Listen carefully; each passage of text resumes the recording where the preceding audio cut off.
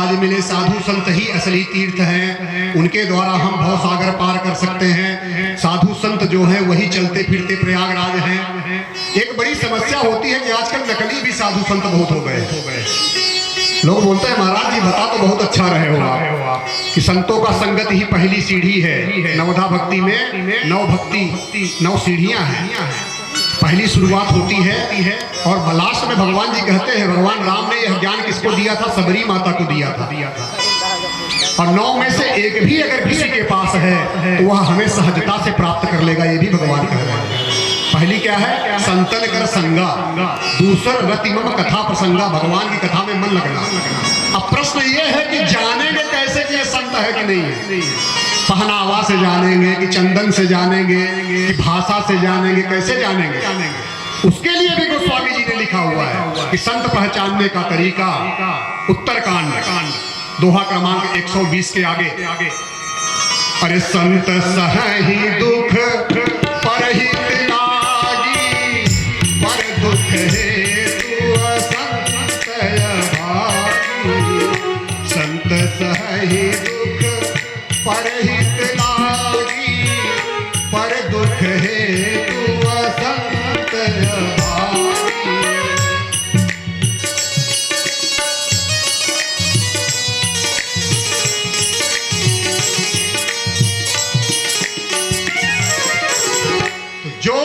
निस्वार्थ भाव से दूसरों के लिए, निस्वार्थ भाव से कष्ट उठाने के लिए तैयार हैं, वही संत है।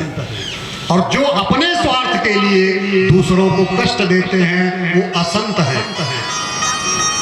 अपने स्वार्थ के लिए दूसरों को कष्ट देने वाला असंत है और निस्वार्थ भावना से दूसरों के लिए कष्ट उठाने वाला ही संत है। बोलिए भागवत भगवान की। तो पहला कहा गया कि महत सेवया, तीर्थ में जाएं, संत लोग मिल गए, अब क्या करें? उनकी सेवा करें। महत सेवया, महापुरुषों की सेवा करने से क्या लाभ होगा कि हम उनकी सेवा करें?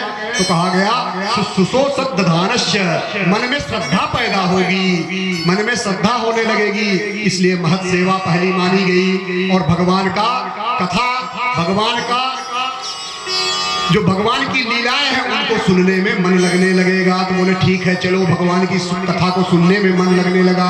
अब क्या होगा? क्योंकि मन को कहाँ लगाना है?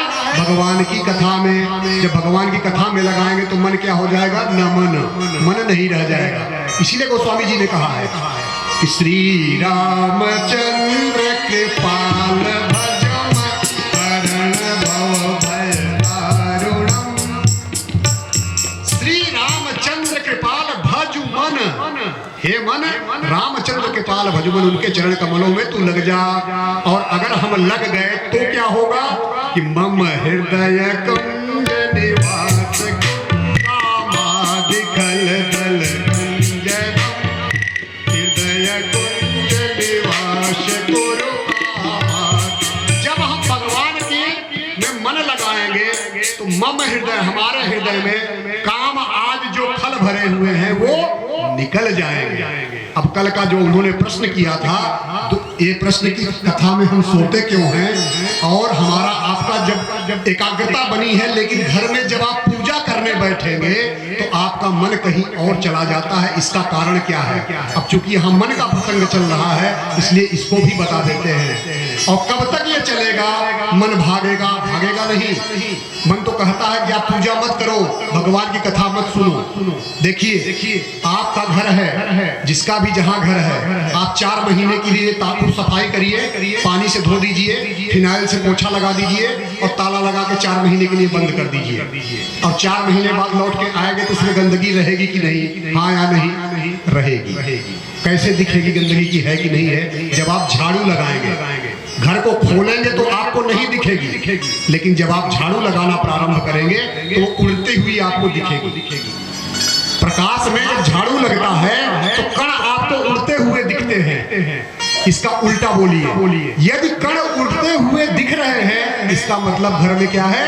गंदगी है।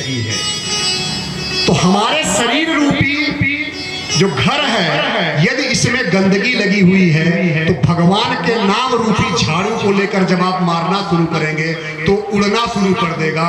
और वो मन कभी इधर कभी उधर, तो मन का उड़ना